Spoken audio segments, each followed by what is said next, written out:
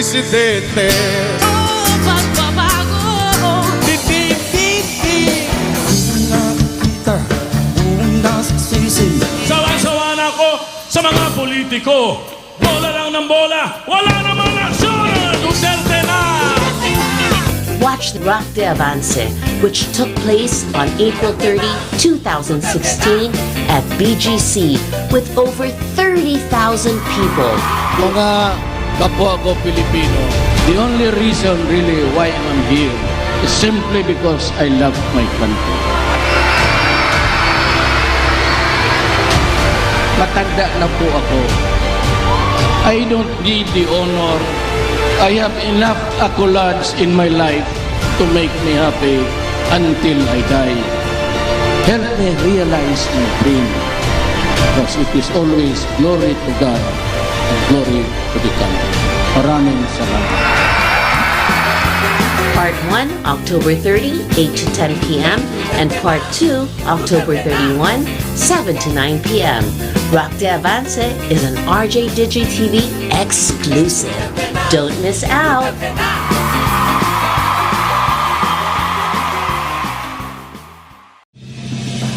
You are watching the multi-awarded Radio Bandido TV on Channel 224 Sky Cable and TV Plus boxes. Simulcast on DZRJ 8:10 a.m. Informing, advising, and entertaining the Filipinos and OFWs around the world. Streaming live on www.facebook.com/DZRJ 8:10 a.m.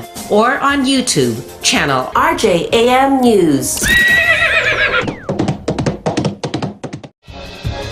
To all Teleradio Bandido viewers and listeners, you can now watch Teleradio Bandido on our new YouTube channel, RJAM News. Hit the subscribe button and like the video. Don't forget to click the bell icon so you get notified when a new video gets uploaded. Don't miss out on our dynamite lineup. SOS, Serbisyo, Ora-Mismo, Sigurado. Programang tatalakay sa kapangyarihan ng serbisyo sibil. SOS, Serbisyo, Ora-Mismo, Sigurado. Programang hihimay sa kapangyarihan ng pamalang lokal. SOS, Serbisyo, Ora-Mismo, Sigurado. Programang maglalapit sa pamalan at mamamayan. SOS, Serbisyo, Ora-Mismo, Sigurado. Kikilos ang barangay para sa bayan, edukasyon, kalusugan, trapiko, basura at iba pa. SOS, Serbisyo, Ora-Mismo, Sigurado. Tatalakay sa mga problemang napapanahon, problemang hahanapan ng solusyon.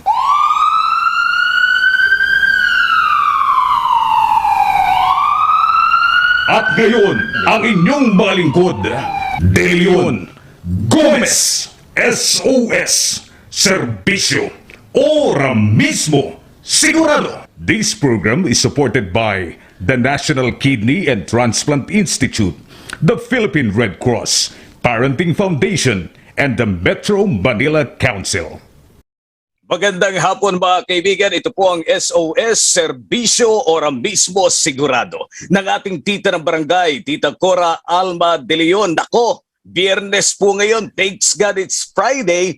Si AJ Austria ang ating technical director, ako yung lingkod, Johnny Gomez, at syempre pa ang ating chairperson ng Save the Paranaque River Foundation Incorporated. Parang a-attend ng beauty pageant, ha?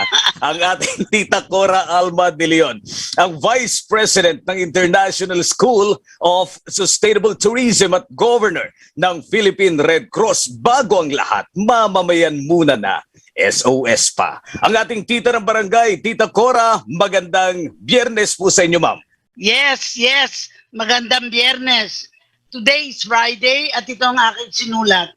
Once again, another end of the work week where tomorrow is Saturday and the following day, Sunday, is called the weekend. But what do we look forward to today and the next 2 days?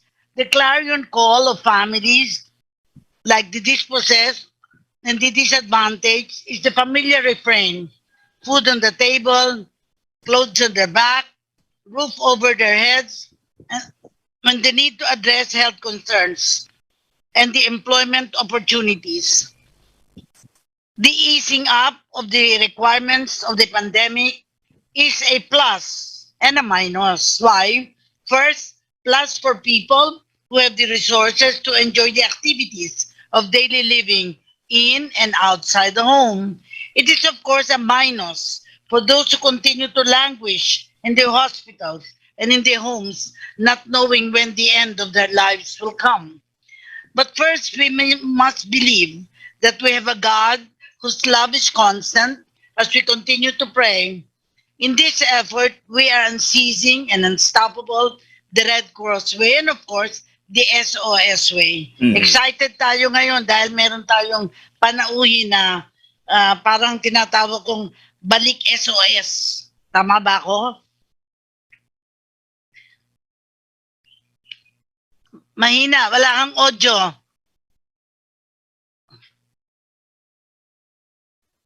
Yun, napindot. Napindot. Meron kasi kung sinusubukang gamitin na laruan. Itong aking headset, tinatry ko. Yes, maganda may headset eh. Pero anyway, yung week natin had been really exciting, you know? Yes. Diba? At nakakatuwa pa ngayon dahil nakita ko nung Monday, we talked about Lagundi. That's Diba? right. Monday, Lagundi. And then Tuesday, we had two resource Awardees. persons Oo. from civil service awardees. Yes. Yes. And then Wednesday, of course, we had health justice na very interesting din kasi That's right. we talked about yung sa Bataan. Diba? And Oy, then, ang galing nun Kasi magaling. parang paano ba ito, provincial level, city level ba yung kanilang ang naging galing-galing. approach, Tita Cora? And then on Thursday we only had one guest kaya lang nagka-problema tayo sa internet connection pero ayos naman na interview natin kasi scientist sila no. Yes. And then today back tayo sa ating parang na government owned and controlled corporation katulad ng PhilHealth na kung gusto nating health in the hands of the people, lagi natin sinasabi kailangan matanong natin si Delio at masagot ni Delio yung mga tanong ng mga nanonood at nakikinig sa atin. Pero Tita Cora, ngayong Biyernes, back to each other's arms muna tayo. Yes. Dahil si Sir Delio, meron daw importante lang. Although nang humihingi siya ng dispensa, pero narito siya actually sa Metro Manila at may mga inaayos na personal. Ayan.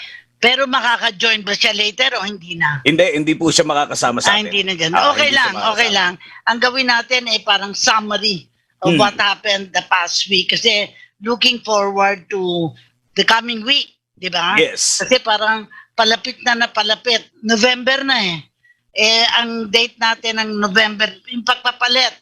Kung sino yung mga kandidatong hindi pa nagdedeklara. November 15 yan, November 15. Kaya alam na natin by November 15 and November 16, operation na. Ang sabi nga, mark your calendars. Ayan. Yes. Oo. Pero Tita Cora, tama-tama yung pambungad mo kanina. Talagang productive. Hindi pa natatapos itong ating work week. Pero productive dahil nung Lunes pa lang sinimulan na natin dito po sa mga pag-aaral at pagbibigay ng mga solusyon dito sa ating current problem na kinakaharap itong pandemya ng COVID-19, akalain mo, produktong Pilipino, sariling atin, ito yung ipinaglalaban ngayon. Yes. Kaya nga sabi ko, parang nabuhay si Senator Flavier. Kasi 3 years ko lang siya nakasama sa kabinete. Dahil busy siya promoting. Ito yung kalang pitaki yata ang tawag, yung mga local na mga products na gustong palawakin.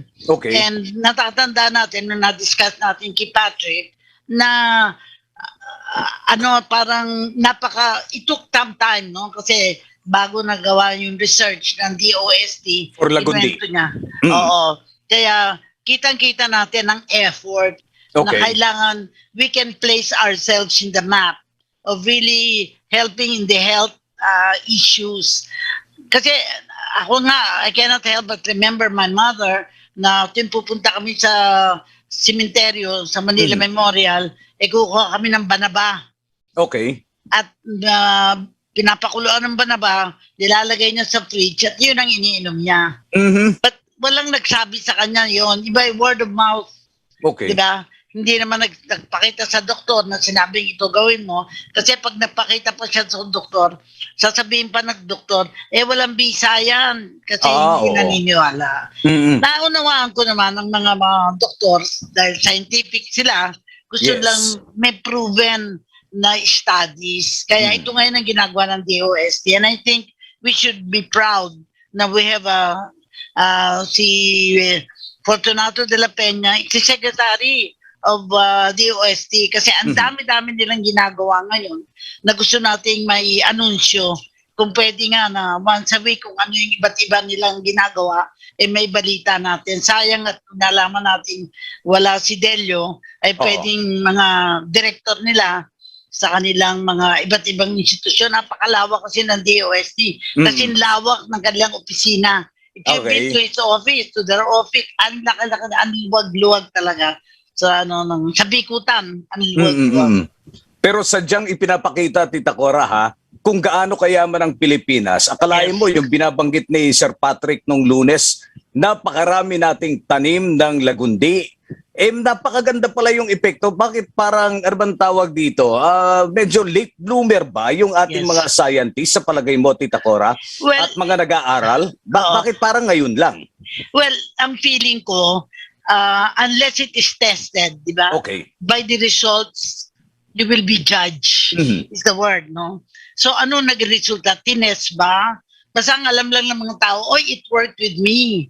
Pero how many people, I remember, Mina Gabor would always say, naku, ang ayos-ayos ng nakaubo ako, nakasipan ako. And I myself had proof na gumaling ako. Nung magkaroon ako, nung nasa meeting ako. And I remember that. Of course, after that, hindi naman, kasi ang tendency ko, pag may sipon I let it go. Kasi sabi, kailangan daw pabayaan mo because part of the process yan. Parang wag mong labanan ng gamot dahil baka maudlot nga ang sakit mo pero baka bumalik in another form. Tita Cora, yung fear ng ating mga siyentipiko, no, at mga maliliit na mga kumpanya na nag-aaral at patuloy na nagsasaliksik nitong mga gamot na ito at nitong mga proseso na ito, ang kanilang fear kapag nalaman ng mga big time na mga pharmaceutical companies, baka hindi nila kaya makipagsabayan. Yung tinanong ko kay Sir Patrick, meron na tayong lagundi in battle na iniinom ng ating mga chikiting, ng ating mga bagets, hindi ba? Pero yung kanilang ginagawa in tablet form, tapos ngayon lumabas na epektibo para doon sa may mild symptom ng COVID-19. Ngayon na kumbaga out in the open na yung pag-aaral, hindi kaya ito kainin ng sistema at yung mga big pharma companies sa makinabang? Kaya we have a role to play, ako feeling ko. Kung hindi natin ibabandilyo yung kagalingan nito. And that's why I told Patrick, mahalaga na marinig natin ang views ng mga taong natulungan. Okay. In fact, palagi ko di ba ang model ko, yung advertisement ng Katialis, mga tao nagsasabing anong ginamit nila yung Katialis, ano nangyari sa kanila, what happened to them. Yun ang pagpapatunay.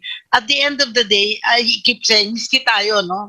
Pag merong nagsabi na ganito, ano ang patunay mo? What is the proof? Before we can say, we can establish na yes, that is true. Kaya nga, di ba, palagi natin sinasabi, we're looking for truth tellers. Ano talaga yung nangyari? Miski sa mga nagre-report sa media, palagi natin tatanungin, ganun ba talaga yung nangyari? Kasi another person who saw the scene might have a different story. Okay. Interpretation hindi ba? Baka doon tayo magbase, magkakaiba yung mukha ng istorya. Yes. Halimbawa, nakita mo, yung pulis may barel. Parang ang itsura niya, binaril niya yung nakadapa, yung nakahiga. But you don't know kung unang bumaril yung nakadapa na yun, binaril siya, hindi siya natamaan, pero siya, lumaban siya, binaril niya, tinamaan niya. Lumalabas Kasi self-defense. yes. And yet, Ayan. kung iisipin mo, what really happened? And that Aha. is why I think in our radio program, bago ang lahat mamamaya muna, we want to listen to the mamamaya. Ano yung nakita nyo? Ano yung talagang nangyari? Mhm. This is why, sabi ko nga, again, susundan ko yung istorya mo na naman nung tinawagan mo ko para tingnan yung merong Alas 2 na madaling araw yan. hostage scene Yes. na nakita ko nga I asked myself, bakit ako nag-interest na to go there? Mhm. Because parang at that time hindi naman ako nagraradyo, I just responded as a regional director covering Metro Manila. At the time, naisip ko lang na I want to know, I want to be able to protect the guy who held hostage. I Okay. think ang who hostage niya, wife niya or something. Yung kanya anak. Kanyang anak hostage niya. Pero hindi na nainip na ang mga kinatawan ng pulisiya Yes. na hindi na sila makapag-intay kasi that's by the time early morning na yata nung pinatay na yung yung Mhm. at saka parang ang tingin nila mental talaga ito. There is no way you can say na maaayos na yung kaso na to. Baka nga Okay. pumatay pa. But yung baka na yun really did not happen. Alright. Tita Cora, gustong-gusto ko yung mga nagiging punto mo about interpretation, ha? Yeah. Dahil talagang ang isang istorya kapag iba't iba yung muka at Yes. iba't iba yung pinanggalingan, iba-iba rin yung makakarating sa taong bayan. Yes. Kung minsan ang taong bayan naguguluhan, sino ba talaga at ano ba talaga yung paniniwalaan? Dahil ngayon napaka-hot item, hot news yung tungkol sa vote buying. Ito nga, nagbigay na ng kanilang stand ang Commission on Elections na ang vote buying per se masama. Ang vote buying per se ay bawal. Pero yung ating mga kandidato, meron silang mga interpretation. Yeah. Especially yung ating mga presidential wannabes, no? Doon sa ating interview kay Dr. Carlita Carlos, sinabi niya rin, kapag may nag-offer sa inyo, tanggapin ninyo tapos mag-conscience vote kayo. Ikaw ba, Tita Cora, dahil naging chairperson ka ng Civil Service Commission, paano natin ipaliliwanag yan sa taong gobyerno, yung ganyang klase ng mga senaryo? Ako, at the time, sabi ko, we cannot campaign. Hindi pwede tayong mangampanya. Pero in your heart of hearts, you can vote kung sinong gusto nyo. You can express kung kanina kayo boboto. Okay. Pero you're not to say, hoy, ito yung boto natin. But it really, we no longer have that control. Kapag in the community, they will say, o ikaw, sino yung boboto mo? Sino yung boboto mo? Tapos pag sinabi mo kung sino boboto mo, baka you can be an influencer. Si Cora nga, sabi, yun ang iboboto niya. Siguro tama siya, baka yun na rin ang iboto ko. Without directly influencing, the very fact that you made a statement, naging influencer ka by the person who wants to be influenced. Kaya kailangan, I keep using the word linangin, unawain natin. Pag ako ba nagsabi, halimbawa nagsalta ako dito, ako para dito, that is why I prefer na wag sabihin, who are you for? Para wag mabayas ang mga tao. Kasi si ganon. But to individuals, to friends, I don't see why not. You can say it, but in public, para sa akin, it's better not to say. Because it might be viewed as a statement, being in media, na you are for somebody. Pero at the same time, naunamahan ko din ang opinion ng mga tao. We have to listen. Kaya mas gusto ko marinig ang boses ng bayan ng mga mamamayan. Para anong masasabi nila dito. For instance, isa sa nakita ko na talagang I made a reaction nung nagkaroon ng rally sa Parañaque. At nakita ko yung isang statement, ayuda sa lahat. Ayuda sa lahat. Ako sa social worker, I was talking to other professionals. Sabi ko, palagay ko hindi tama yun. Ayuda sa mga nangangailangan. O sa mga higit na nangangailangan. Kasi the resources of government, particularly local government, is not enough. So mas higit na nangangailangan. Anong mangyayari sa mga nangangailangan pero hindi naman higit? Tama yan. Tulungan natin sila na umakyat ang kanyang level ng na facing facing the problems that they face now. Palagi sinasabi, no food on the table, Oo. hindi ma-address ang health, at and of course, employment. Kasi yung tatlo na yon para sa akin, kahit na sinong presidente na magsasabing may gagawin siya sa tatlong bagay na yon, sa akin palagay may effort. Kasi alam niya kung ano gagawin niya. Yung mga hindi nagsasalta, they are refusing. Kasi I don't want to make promises. Sasabihin, kaya nga hindi ka nagpa-promise, pero wala ka namang commitment kung ano talaga ang gagawin mo. Now we are asking, if you will be president, what will you do about this problem? Because that is why President Duterte won. He committed himself that he would help in the drug problem, he would help in the criminality, and he would help in corruption. And yet, at the end, the 5 months, 5 years niya, sinabi niya, he cannot solve it. He admitted, hindi kaya. Bakit? Okay. Ang ina-address mo sa drug problem yung mga drugista. Sila ang victims eh. So hindi mo na-address yung source, yung sino nagpo-produce ng mga drogan to. And very often they are foreigners na nakapasok sa bayan natin, and they're the ones making money, and they leave the country bringing the money outside. Ayan, 2 puntos ha. Ang nakikita ko lang muna, Tita Cora, yung binanggit mong ayuda para sa lahat. The term lahat, iba't ibang interpretation na naman yung ating mapipick up dyan. Kasi ano ba ito? Lahat ba ng manggagawa? Lahat ba ng senior citizen? Lahat ba ng padre de pamilya? O lahat ng PWD? So, kaya tama yung binabanggit ni Tita Cora, kaya nanalo si Pangulong Digong noong 2016 because he was able to communicate properly. Ano ba talaga yung kiliti ng taong bayan na kanyang sinakyan? Nagkataon nga lang na hindi talaga naibigay yung mga pangako noong 2016, pero the way he communicated, ito yung dito kumbaga humugot ba yan, Tita Cora? Ng lakas ng taong bayan? Yeah, kasi very real experience niya sa Davao. Oo. Para sa akin, pag naipakita mo na sa iyong karanasan, even the other candidates now are saying what they're doing. Okay. I don't want to comment kung anong ginagawa nila, pero if they can prove that they've done something about the problem, it's up to the people to say, oh nga, tama nga, that is right. And yet right now, the objective is just the opposition to rise above the present condition, the administration, to fight the administration, and therefore have a viable opposition regardless. Pero if the opposition is really divided, kumbaga, right now, there are at least 4 candidates na opposing the administration. Yes. Baka maging runaway ang administration. Ayan. Or divided against one. Pero on the other hand, kung hindi naman masasabi nating winnable, kasi ang pinag-uusapan winnability eh. Yes. We don't, in fact right now we don't know who will be winnable eh. Depends. It's like parang a sort of Damocles for the people na running because they don't know. Ayan. Kumbaga parang kinakannibalize nila yung sarili nilang supporters, Tita Cora, ha? Yes. Sila mismo nag-aagawan.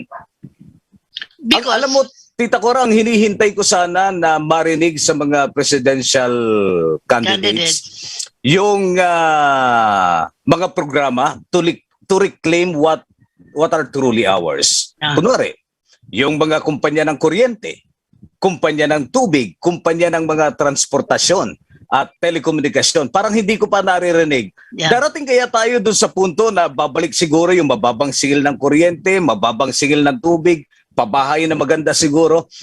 Mahihintay pa ba natin ito in our lifetime, Tita Cora? well, ang problema, pag ikaw'y nangako, hindi naniniwala mga tao.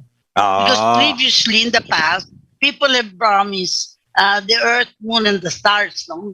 Pero if you will record President Marcos, it took him 20 years and it's still unfinished. Magagandang building, magagandang struktura, at merong nagawa. Hindi kaya magsabihin walang nagawa. Okay. Pero the harm had been done to the people in terms of ilan ang nakulong. And that was only during that time naman nakulong. Kasi when you declared martial law, you made the decision that people who don't follow the rules in martial law have to go to prison. And a lot of people went to prison. And they became what they call parang the heroes at that time.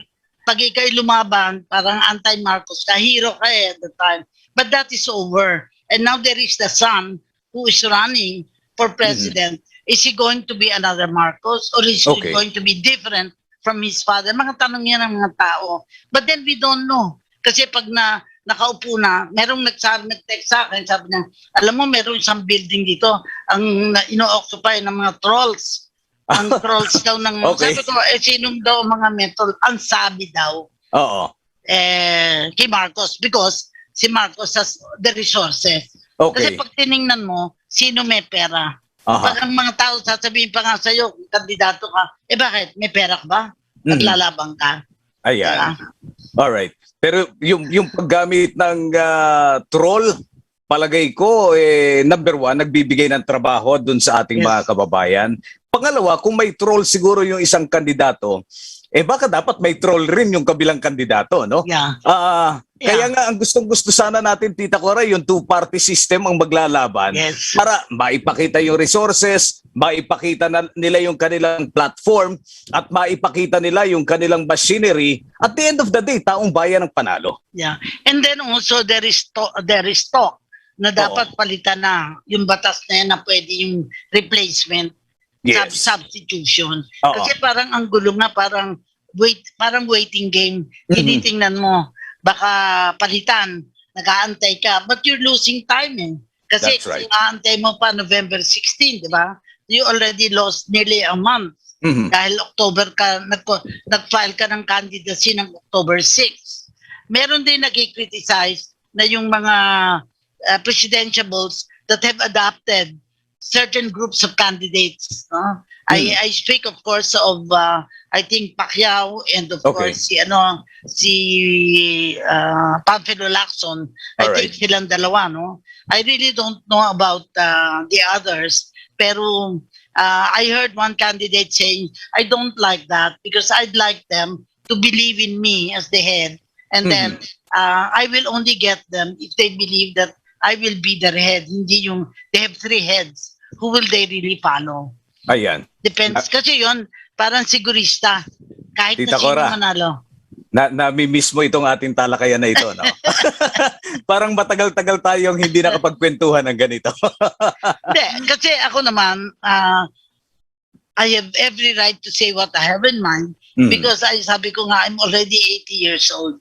I don't know how much more years I can have to share my thoughts. Yes. And if sharing my thoughts will reverberate to the others the same way nakakausap tayo. It's like storytelling. Nagkukwentuhan tayo. Ang tanong natin, if, for instance, Ninoy Aquino did not die, would Cory have been president? Yeah, magandang tanong yan. Yeah. And if Cory did not die, would Pinoy have been president? Diba? Now, the question is, you had the vice president during Gloria Arroyo's time. This vice president wanted to run for the Senate, then changed his mind. Why? You were referring to Noli Di Castro. Yes. And reason, ang feeling ko, he no longer feels that he's fit to do the rigors of the campaign. And yet you have former Mayor Jojo Binay and former vice president who really worked as vice president, no, during the time of Pinoy, diba? Yes. He was vice president Pinoy because he had a job to do. He was taking care of OFWs, which was really an opportunity that he had. Ang dami nga niyang sinave na dapat pinatay na, na-save niya. No? Now he's coming back to run for the Senate. Will he be as active as when he was vice president? Maybe, maybe not. It depends who will be president. Kasi you don't know the equation. Who will be the president? Will he be, if he were senator, because he's not going to be vice president.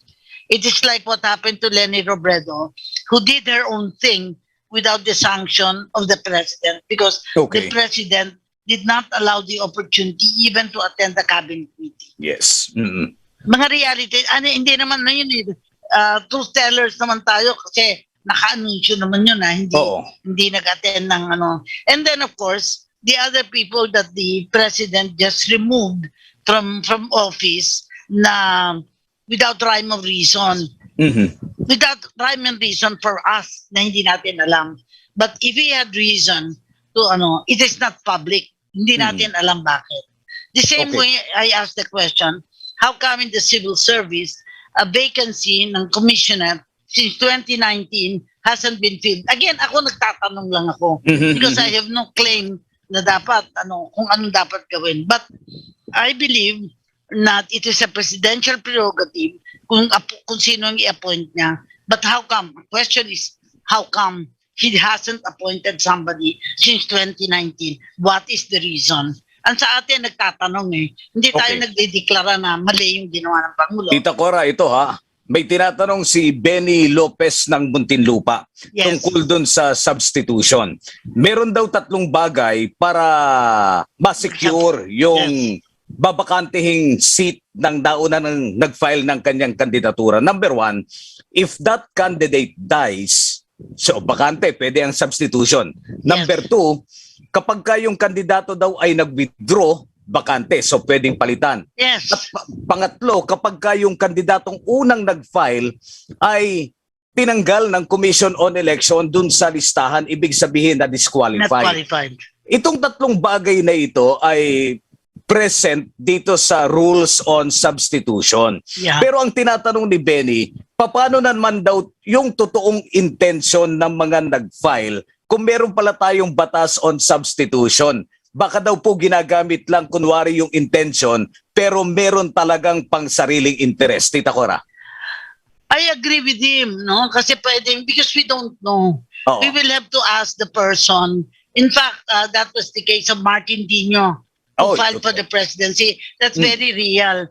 And then later, si President Digong.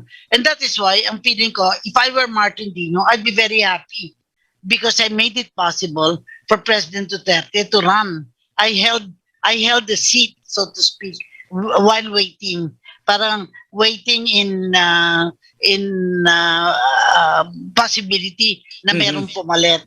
The same is true with perception and public, is that the President Bato, running President Bato, is also warming his seat for somebody. We don't know. But then, if Sara Duterte has shown that she's not interested, there might be some movement. Unless hindi na siya interesado sa President, she might offer the Vice President so that in the next term, kung manalo, parang heir apparent na to become President. The same is true yung mga na-Vice President, nag-Vice Mayor na heir apparent sila to become Mayor, which happened to Joy Belmonte. Talagang napakarami nating tanong. Ngayon nga, pumapasok sa aking isipan, paano nga naman kung talagang nagtuloy-tuloy na tumakbo si Martin Dino noong 2016 sa pagkapangulo at talagang hindi tumakbo sa pagkapangulo si Pangulong Digong, no? Pero ang siguradong sasabihin ng mga kababayan natin na medyo maiirita doon sa aking sinabi, hoy, Johnny, move on na. Ha? 1 taon na lang ang Pangulong Digong, less than 1 year, tapusin na natin yung talakayan na yan.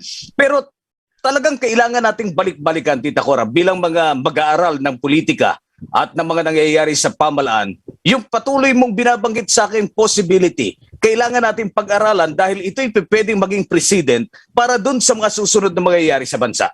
Yes. And I remember Dr. Carlos when we asked her, di ba, nung tinanong natin siya kung sino yung kanyang boboto, ayaw niya sabihin. Why? Because maybe that is a process that she's still undertaking. Parang tinitingnan niya muna what are people saying, yung mga kandidato, what are people saying about the candidate, na maaaring information that she didn't know at the time, pero naniniwala siya sa mga nagsasabi. Kasi ano yan at the end of the day, yung paniniwala mo sa mga taong nagsasabi. Kaya although we say we're listening to truth tellers, but who's telling the truth at the end of the day? Nagsasabi ba ng totoo? Ang tanong sa atin, pwedeng questionin, no? Why is Cora talking like that? Because meron siyang principle na naniniwala siya na kailangan marinig natin ang boss ng nakararami. Kaya nga may programa tayong bagong lahat, mamamayan muna. And even here in SOS, serbisyo Ora-Mismo, sigurado. Pag hindi sigurado ang serbisyo, we will question bakit natin sinasabi yan kapag merong nag-light sa atin, nagsabi na hindi ako nasilbihan eh. O kaya Yes. finalo up natin, tinext ko sa'yo, yung nagpa-follow up ng taga-SSS na first case natin sa SSS na hanggang ngayon iniintay pa yung death benefit sa husband niya. Bakit? Yung kanyang apo o anak ay ooperahin. So very real. And ako, as a social worker, nagdudugo ang puso ko kapag hindi matulungan yon. Kaya lang, we are not in control. Kasi ang may control dyan, anong gagawin ng institution like SSS on the, ano ang valid reason na why they will not give or why they will give. Ako, isa lang yung sagot ko dun sa tanong bakit ba nagsasalita si Tita Cora ng ganyan? Napakasimple. Meron siyang 80 fruitful years sa kanyang buhay. Nakita niya yung ating bansa kung papaanong sumigla. Nakita niya rin siguro along the way kung papaanong nagkaroon ng problema. Kaya ang aking tanong, hindi para sa mga presidentiable, Tita Cora Ang tanong ko para sa taong bayan, ano ba yung inyong present condition? At ano ba yung gusto nyong mabago sa inyong buhay? Yes, Because correct. maybe the candidates, wala silang idea kung ano yung gusto ni Juan de la Cruz. This is the right time for us to speak dahil tayo ang stakeholder ng bansa na ito, Tita Cora. Correct ka dyan. Pag ako'y nakatira sa isang barangay na sira-sira ang kalye, example, na pwede may madapa. Meron na nadadapa na kumbaga sa palengke namin, I remember na complain kay Mayor ng Paranaque dahil may nadapa nga matatanda. So, pinaayos yung kalye. Kasi, ang tawag ko doon, the squeaking wheel gets the oil. Diba? Alright. Nag-i-squeak, kailangan mag-complain ka. Pag magiging pipinsaksi tayo sa mga kamalian, sa governance, hindi tayo makatutulong sa pamahalaan. Baka tutulong tayo pag nagsabi tayo ng katotohanan. Medyo lumalakas ang boses ko because parang na-hyper ako sa mga taong nagre-reklamo pero wala namang ginagawa tungkol doon. They're not saying it to the people na it will matter kung anong gagawin doon. Importante kasi doon sa mga tamang tao magsumbong, Tita Cora. Dahil kung sila lang ang mag-uusap at parang chismis, no? Yung kanilang paraan ng pagkikwento, talagang walang magiging aksyon. And that is why, starting last Monday, we had somebody who really had a productive endeavor na pinakita niya kung anong portion lang niya at magpapalaganap ng isang produkto. Hindi naman niya sinasabi. But over time, nakita niya na ito ang kailangan ng mga tao. Mas madali gawin tsaa, mas madali maging tablets, para bang nakita niya na sa sarili niya na meron dapat siyang gawin na hindi lang makatutulong sa sarili niya, makatutulong sa iba. Sa akin palagay, yun ang parang sinasabi nga namin, parang legacy. Pag tinanong ka, Johnny, pag ikay anong legacy mo sa iyong buhay at the end of in fact, nung in-interview ako because they're working on global women, tinanong ako, ano yung 3 disappointments mo? Ang liwanag ng reason ko. Number 1, na-disappoint ako nung natalo ako sa Voice of Democracy nung high school ako. Yun. Ikalawa, natalo ako nung ako'y tumakbong presidente ng International Federation of Social Workers sa Japan. At ang kwento ko nga, bakit ako natalo, yung 2 dapat na delegate na boboto sa akin, nawala, hindi nakarating sa conference. May paliwanag. Pero kaloob ng Diyos yun na hindi ako manalo dahil hindi nga nakarating 2 delegates. Ika-3, na-appoint akong Secretary General ng Executive Director ng Transparency International Philippines. On December 27, sinabihan ako na i-stop ang funding support ng international. So therefore, walang pansweldo. So, siyempre, tatanggapin mo yun. Pero sa sarili ko, kung hindi ako tinanggal, I can raise the money to fundraising, to projects. No? Pero hindi na nangyari yun. Pero ang naging kapalit, and this I honor Secretary Duque because he called me at the time of Secretary of Health na I could be a consultant sa DOH for the period na binigay niya. That was only, I think, from March to June kasi magpapalit na ng gobyerno at that time. So the 3 events in my life made me also realize that you cannot have everything. Magkakaroon ka ng tinatawag na challenges na kung hindi mo haharapin, accept, you cannot move on. Kaya yung word na move on, hindi lang sa love relationship yun eh. Even in life itself. Kasi parang, bakit? Nag-move on ka na? Bakit? May love relationship ka. Hindi. Ang love ko, love of work. Love of God, love of country, love of fellow men, and love of work. Ay, sabi ko sa inyo, fruitful years talaga eh, no? Mabibigat yung mga naging tungkulin. Tita Cora, merong tanong si Fritz de la Cruz ng Maynila para sa inyo. Dahil ang tinatanong natin kanina, ano ba yung mga kailangan ng taong bayan? Ito ha, marami na daw pong naging efforts ang ating gobyerno para dun sa pagbibigay ng serbisyo sa mga mamamayan. Kayo po ay naging chairman ng Civil Service Commission at nagkaroon ng programang Mamamayan Muna. Ano ba yung programa? Mamayan muna, hindi mamayana. Tama, Mamamayan Muna, hindi mamayana. Ayan, during the time na ikaw ay 6 years. Civil Service Commission Chair. Ngayon, sa present condition daw natin, merong 8888. Kay Tawag Pangulong yun. Digong ito, di ba? Tawag Ngayon, sa telepono. tawag sa telepono. Ano daw yung nabago, Tita Cora? Mula dun sa proyekto na ginampanan mo hanggang sa kasalukuyang panahon, parang napakaganda daw ng mga programa ng pamahalaan, pero meron daw po ba tayong measurement talaga para makita kung successful? Well, hindi nagkaroon ng research, pag-aaral, halimbawa, kasi at the time, ng mamamayan muna, yung mga serbisyong gusto nating ipaalam, it's really Okay. public information ang ginawa. Alright. The objective was not to get the people's complaints. Mhm. Pero ilahad kung ano yung programa. And that is why I even went to Vancouver para ipaalam ko kung anong serbisyo ng DFA sa Vancouver. Kasi Okay. naanyayahan ako doon. Ngayon naman, yung 888, it's great kung may sasagot. Okay. It's great kung yung sasagot, i-feedback sa mga Alright. ahensya at namamonitor. Who is monitoring na may nangyari doon sa binring out na problem? Who is in charge? You have to find out who's in charge. If it is CSC, we can find out. Ilan ang mga nag-submit ng mga requests or mga questions and how were they answered? Na-meet ba?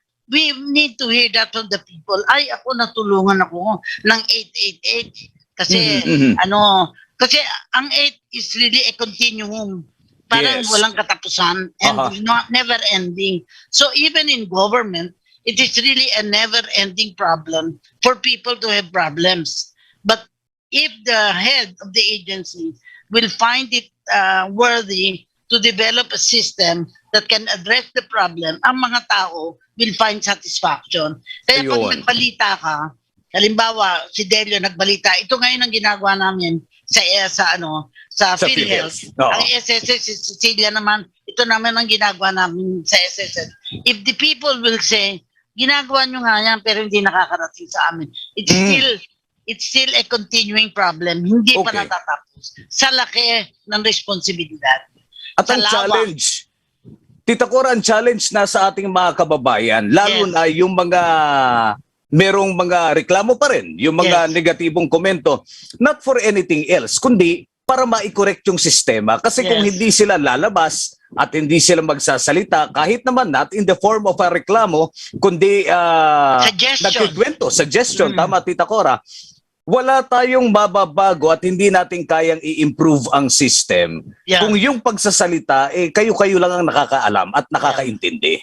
Kaya nga, ang sabi ko, kapag sa'yo nagreklamo, sasabihin ko, sino na napagsabihan mo? Ang sa akin, ang una kong sasabihin sa barangay, kung may magagawa ang barangay na ang gagawa ng paraan para makarating dyan sa nakatataas. Kasi parang totem pole, sa baba ang problema, pero hindi malulutas ng sa baba, kailangan itaas mo. Kung ito sa mayor, then find out who sa office ni mayor ang pwedeng gumawa nun. Ako naniniwala na habang hindi mo alam, hindi ka naman bingi. Pero dahil hindi mo alam, para kang bingi. Okay. Dahil hindi mo narinig Pero kung narinig mo at wala kang ginawa, tanga ka. Yes. Totoo. Because you didn't do anything about it when you already heard it. Diba? So, the action agad Of course, ang ginagamit ng isang kandidato ngayon, bilis action. Pero hindi bilis action ay necessarily tama. Okay. Ang dapat talagang gawin ng tama na kasamang bilis ang action. Kasi dapat tama yung gagawin mo para yung action is suitable to the problem that Tama yan. the employee face or the citizen face. Para you're honest in saying, ito yung aming ginawa, pero what we did was not good enough. So, Okay. hinahanapan pa namin ng solusyon. Iba yung mabilis ang aksyon pero tama naman yung Yes. tama yung naging resulta kaysa mabilis nga yung aksyon pero Mali. nakakakamot-kamot ng ulo si Juan de la Cruz.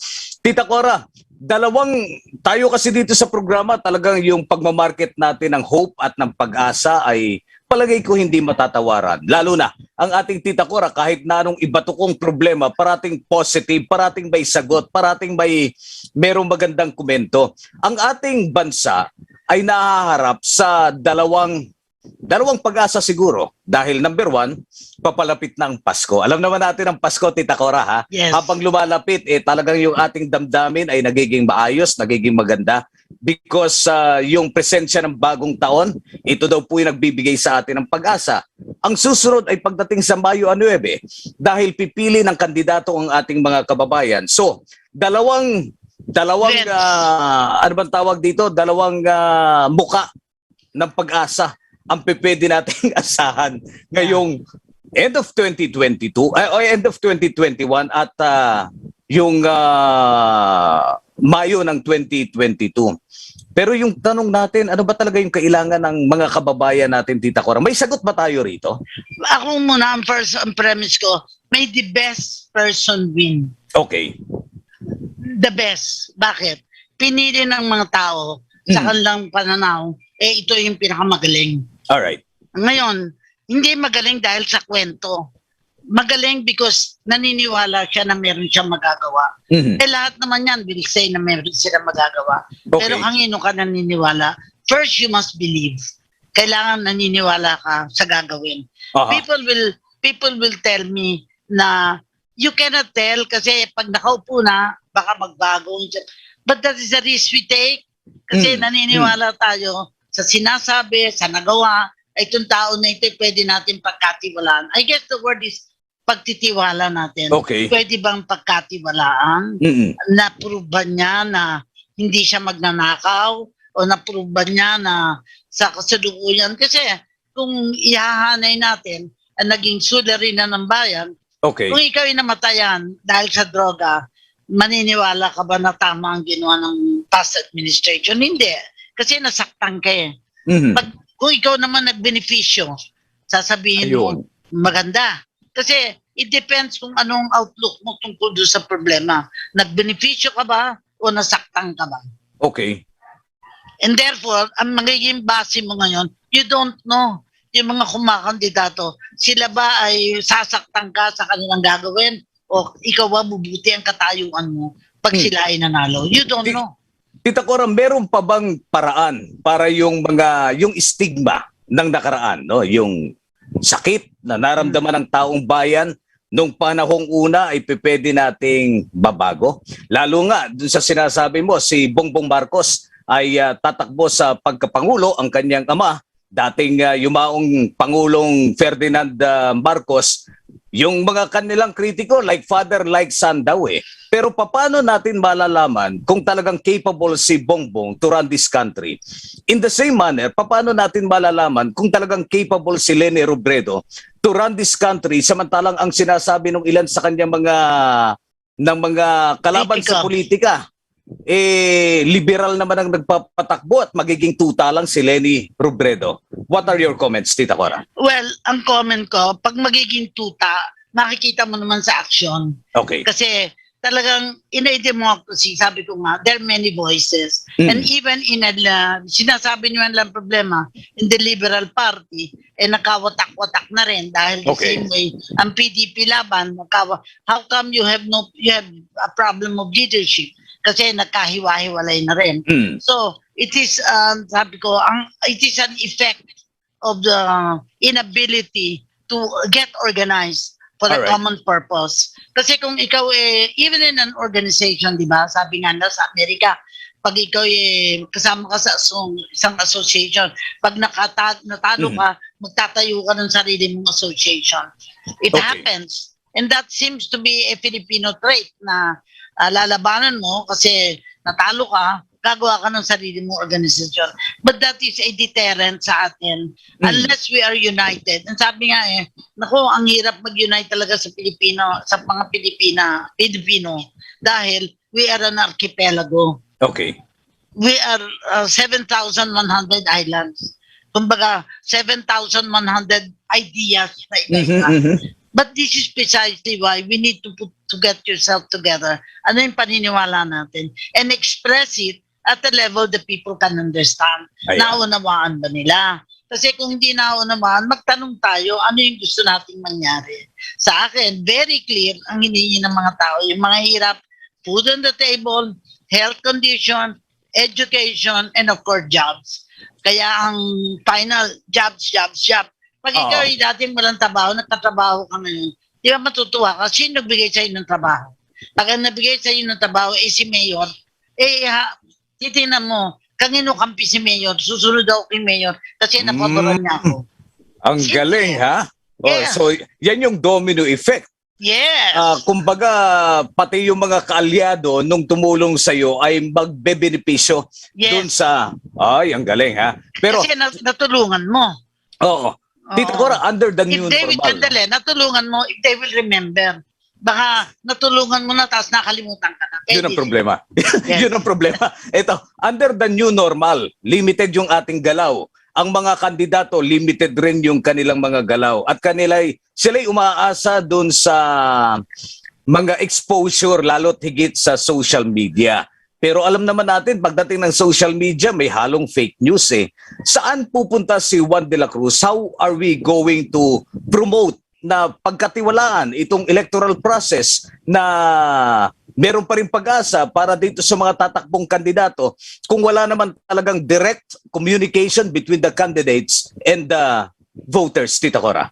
Dito ngayon, ang maglalaro, yung reference people or parang pinaniniwalaan mo. Halimbawa, pag ikaw mismo, let's say, may nakausap ka at naniwala sa sinasabi mo, maaring pag sinabi mo kung kanino ka boboto, maaring sumunod sa'yo, maaring ding hindi. Kasi mag-a-argue kayo why you are for this. And again, in a democracy, there are many voices. Parang natin sinasabi, hindi na tayo monolithic, hindi tayo monarchy, na pag sinabi ganito. But, by the results, we will be judged. Ano nangyari nung ito ang binoto? Ano naging resulta? Because we really had high hopes with President Duterte, without a doubt. But ang question would be, he himself acknowledged na hindi masosolve yung problema baling. Actually, 3 lang problema ang sinabi niya droga, hindi man services yung pagtugis sa droga, sa criminality at saka sa corruption. Yes. They are all what I call the negatives in governance. Ngayon, ano ngayon ang opposite nun? Positive, di ba? Ang positive syempre, less droga. Kaya nga, ang mga barangay ngayon, barangay walang droga ngayon ang champion. Parang they will claim, sa amin walang droga. That's your measure. The second is criminality. Ilan na yung nahuling kriminal? Okay. And the third, yung corruption. Ilan ang patuloy na corruption at the local government, at the barangay. Kapag nasabi natin, ay alam mo doon, walang corruption. Talagang ang mga tao doon ay talagang sumusunod sa batas. Pero pag narinig mo yon at naniwala ka, di susundin mo kung sino yung kanilang gustong tulungan na. Because right now, ang nanalo noon, I remember nanalo sa Alabat noon, was a Major General Military. Okay. Before, I think he's not running anymore, but there's a lawyer who had been #1 counselor who's running now. Pero ang reason of the time, the priest, na kailaman pare at the time, na sinabing, tulungan mo naman ang Alabat, maybe you should run for office. Okay. And he ran. And I don't know how long he ran, but you happened to be there. And even his wife was active actively engaged in helping the community to have livelihood, to have peace and order. Mga pamamaraan na by the results they were judged. Ayan. Nangiti ako kanina nung sinabi mo na yung barangay na wala ng droga dahil doon sa nauna nating natalakay, yung particular na barangay walang droga, yung pala naglipatan sa kabilang barangay. Hindi, ganun din ang nangyari nung we stopped child prostitution in the Philippines. Okay. When I went to Bangkok, they were saying that, nga, wala sa Philippines, but they're now in Bangkok. Mhm. So you just attack it wherever it's happening. Ayan. Kasi it can move to another area. Di ba sinabi din nila, for instance, sinabi sa Balanga, Bataan, they stopped the mga ano ba to? Yung mga games sa mga computer sa malapit sa eskwela. Oo. Lumipat daw sa ibang barangay kasi nandun ang prostitution. Para sa akin, kanya-kanyang diskarte. Now Okay. that Balanga, in terms of anti-smoking, have proven that they can do it. That's Kasi ang sabi sa kanila, hindi nyo magagawa because the economy will collapse. They claim 7,000 lang ang income namin pag nag-ano ng sigarilyo. Pero ngayon, kumita pa kami ng more than 7,000. Kaya we prospered. Kapag ang decision o ang result is better than when they had the bad influence of drugs, etc. We cannot help but agree. O kita mo na, parang maganda ang resulta. Again, by the results, they should be judged. Parang yung Tita Cora, hindi ba itong mga vices na ito, itong mga addictive substance na ito, ang sabi kasi nung iba, para pumasok ang ekonomiya, let us just shut our eyes. Wag na natin tingnan. Pikit mata nating tanggapin. Pero tama ka hindi yan yung ginawa ng Balanga Talagang sila'y nagtulong-tulong, the whole community, the whole municipality, yung kanilang mga ordinansa talagang iisa yung direksyon to stop itong ganitong klase ng addiction sa Balanga, Tita Cora. Because they attacked it in the level of health. Yung mga dati, ang lifespan lang up to 60. Okay. Ngayon, umabot na ng 70. Umakyat. Because the community is healthier. Alright. So therefore, they can prove na another 10 years ang lifespan ay bumuti kasi you also need to show research. By the result, you will be judged. So, ipakita mo yung magandang balita. We have to spread the good news. Isang magandang balita pa rin siguro dun sa Balanga, Tita Cora, kaya sila nag-prosper yung kanilang mga ordinansa. Number one, nag-mature yung kanilang community at tinanggap yung programa. At yung pinaka-importante, hindi po sila pumayag na kainin ng sistema. Dahil kapag ganyan, ang kinakalaban mo na yung mga big companies, nandyan yung korupsyon at yung color of money kung minsan siyang nananaig, Tita Cora. Pero kung ikaw ay willing to pay the price na lalabanan mo and you have the guts to fight, makakaya. Pero you cannot be alone. Hindi pwede, kaya nga it has to be partnership with those similarly inclined, those who believe as well, and therefore magsama-samang pagkilos. Pag ang kumikilos isa lang, kahit 3 taon ka nang kumikilos, it's not gonna make a difference. Pero pag nagsama-sama, definitely may mangyayari. So itong ganitong eksperyensya, mabibit-bit ng taong bayan pagdating ng May 9, 2022? Definitely. Pero we are all taking a risk by voting for the people we believe will make a difference. Kasi hinahanap natin somebody who will change the face of our community, of our country. But we don't know by the outcome because the outcome will come later. Pero we hope and believe, kaya nga sabi mo, we are marketing hope. Sana naman yung mangyayari mas makabubuti sa bayan. Meron kang isang... Yes, go ahead please. If not, balik tayo sa dating ugali. Ako, ayan na naman. Ayan na naman tayo. Meron kang isang libro, Tita Cora, yung Marketing the Invisible. Yes. Hindi natin nakikita. So yung mga campaign promises, ito yung mga invisible na hoping kagatin ng taong bayan at pagka napaupo siguro doon sa kanilang mga pwesto, saka palang magkakaroon ng programa. Ganito ba talaga mag-isip ang mga politiko, Tita Cora? Well, unang-una, if they have consultants, Kasi Okay. ngayon uso ang consultant. Sino ang papaniwalaan mo sa mga consultants? Oo. For instance, narinig natin si Walden Bello, mga kandidato, and then the others, they represent certain school of thought. Mhm. Kung siya ay mananalo sa kanyang school of thought, that means in-embrace ng mga tao yung kanyang paniniwala. Pero mas maraming tao ang maaaring hindi maniwala dahil hindi naintindihan ang kanyang sinasabi. Ayan, Diba? hindi Pag po ikaw ito. naintindihan mo, pag Oh. naintindihan mo, maniniwala ka. Pag hindi mo naintindihan, hindi ka maniniwala. Hindi po ito issue 101, ha? Na-miss namin ni Tita Cora itong ganitong talakayan. Pero wala na po tayong oras. Final words muna mula sa ating tita ng barangay. Well, palagi kong dinadasal natin yung prayer for the nation. Okay. Palagi ko din sinasabi na magagawa natin lahat ng bagay kung di tayo nag-iisa. Ang tanong nga bakit tayo nagtsatsaga na nagraradyo tayo against all odds? Because we want to be able to influence the people by our ideas, what is in our minds, and of course, our experiences from a long time since we were in government and in the private sector, and of course in the universities. Ako naniniwala na if we were able to produce a Vico Soto, we can produce more of like him and others all over the country. Panahon na to begin to champion yung the likes of Vico Soto and honor. Tingnan natin sila because they can be all around, from a barangay chairman to become mayor, to become governor, to become senator, congressman, senator, to become president. Ayan. Mga kaibigan, ng ating chairperson ng Save the Paranaque River Foundation Incorporated, ang Vice President ng International School of Sustainable Tourism at Governor ng Philippine Red Cross. Bagong lahat, mamamayan muna na SOS pa. Ang ating tita Cora Alma de Leon, sa AJ Austria, ang ating Technical Director, ako yung lingkod, Johnny Gomez.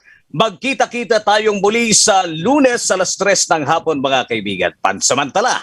Bye-bye. Bye-bye. The views and comments of the hosts and guests are not necessarily those of the station.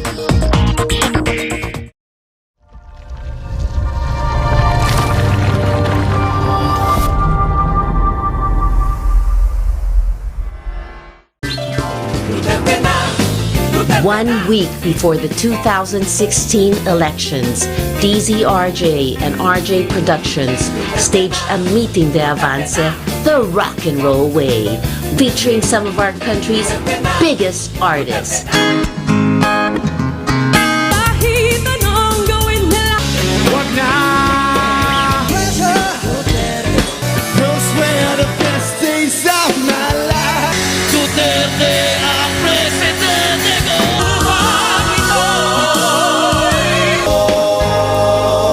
Hindi para sa'yo. Duterte para presidente. Tunay na presidente.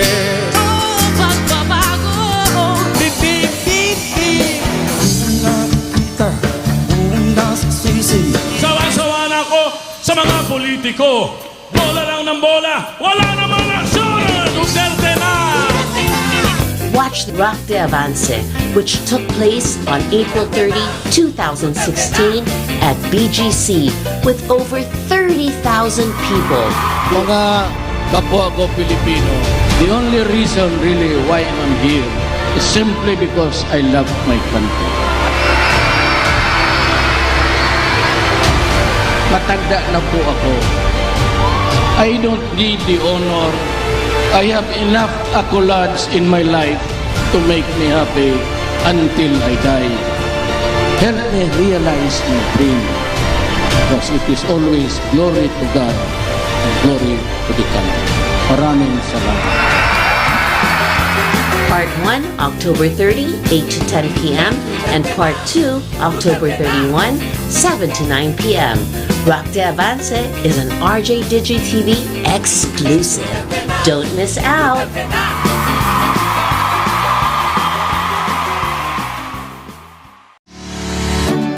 You can now listen to RJFM and DZRJ 810 a.m. from wherever you are. Just type in RJ 100.3 FM on TuneIn Radio, Streama, Radio Garden, and just type in RJ FM for online box radio. For DZRJ 810 AM, just type in DZRJ 810 AM on TuneIn Radio, Streama, and Radio Garden. Happy listening! You are watching the multi-awarded Radio Bandido TV on channel